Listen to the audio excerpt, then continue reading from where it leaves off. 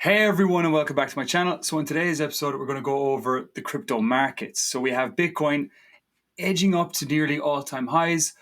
We have some altcoins that I'm going to talk about that I'm quite bullish on, and we're just going to break down some of the news that's happening in this space.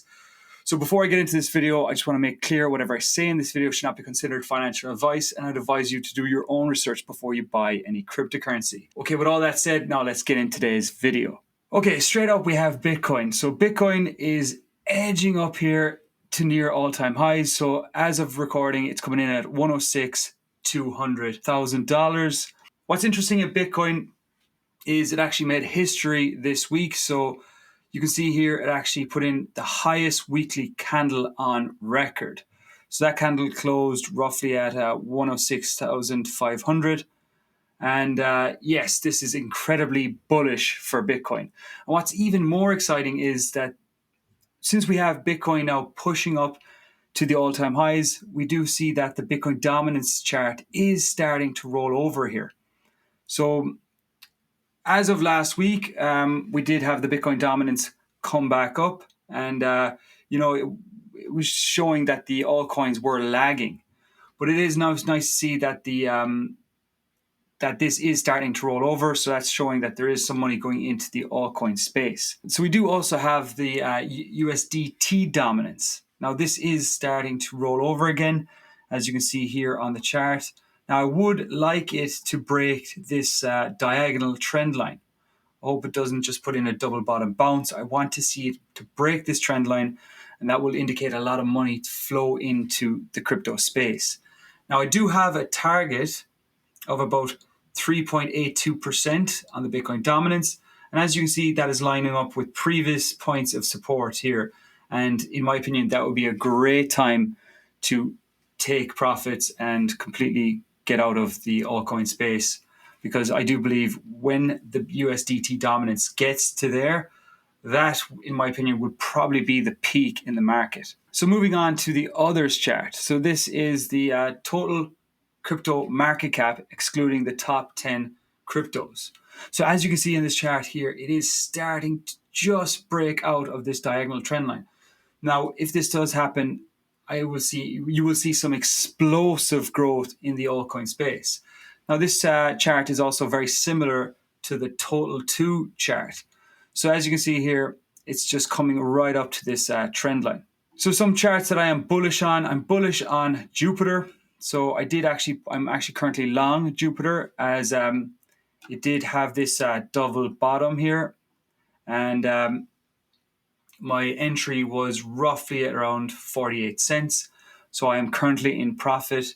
I do suspect that this one will do very, very well, as it is one of the top DEX on Solana. So if you just look at the overall view of the Jupiter chart, as you can see, it topped out here at roughly about $1.84, and it's now just sitting at 49 cents. So in my opinion, this one is extremely undervalued, and it's probably one of the best fundamental coins on Solana. So just moving on to Solana, Solana has been underperforming compared to the bigger altcoins. Now, I do suspect we will get some catch up, and I would like to see it break out of this diagonal trend line. So folks, if you're enjoying this content, can I ask you a favor? Please go down, smash up the like button. It's a great and free way to support the channel. So just moving on to some news here, we did get the Moody's US credit downgrade. So the US credit is no longer a AAA rating. Now, in my opinion, this was probably already priced in the bond market. We did see the bond yields rocket over the past 2 weeks, and I'm sure a lot of insiders knew that this downgrade was coming. So in my opinion, it's probably priced in. Now, expert Tom Lee, he was talking about it earlier on today, and let's just have a quick look at this video. Ian? Yeah, happy Monday. You really haven't been unnerved by anything since Friday night, have you? No. I don't know if there's much signal in the downgrade Friday, because I think the first AAA downgrade was Signal from 2011. I don't think Moody's had any information that we didn't have on Friday afternoon. So I think markets should realize the bond market largely priced in the fact that the U.S. is really not AAA anymore. So I'd be viewing this as a buying opportunity. That's not, you're not discounting the notion that the vigilantes have been reawakened a bit? You know, I think everyone should be aware the U.S. has an unsustainable path for debt, but I think the real signal will be when an auction fails. That happened a few years ago, and then we realized that was the time to really pay attention to the fact that we have debt sustainability issues. But I think a downgrade itself, I don't think it is much signal. So we reclaim the 200-day. Is that a clear path to a new high, as some of the trading desks suggested this morning? Yeah, in fact, I think today will be an interesting test.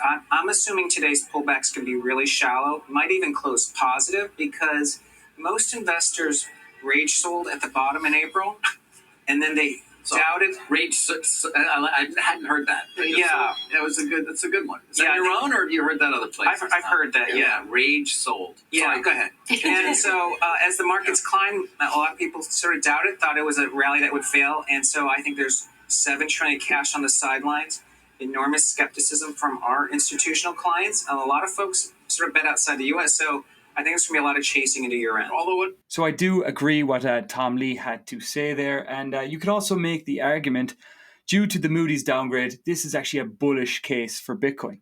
So I also seen this tweet here from Cointelegraph. So just in, Arthur Hayes sees Bitcoin hitting 200K this year and 1 million by 2028. Says Ethereum will outperform Solana and all season starts at 110K. Which, look, he has been right before about many things, but Ethereum outperforming Solana, I don't know. I find that one hard to believe, but we'll have to wait and see.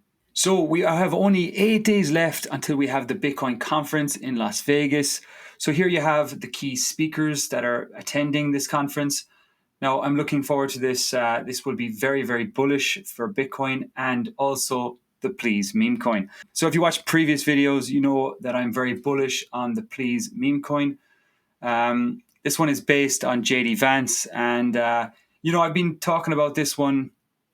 I think I got in early. It was when I got in, I think it was like $5 million market cap.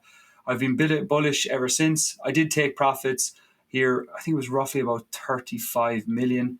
And, I watched it come down. I knew it was going to form this kind of a rounded bottom. But now I feel like it's getting ready for its next leg. So as you can see here from this chart, it's putting in this nice bull flag here.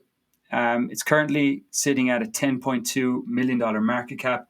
And with the conference coming in about a week's time, we have JD Vance as a key speaker. I just feel like this is such an obvious play.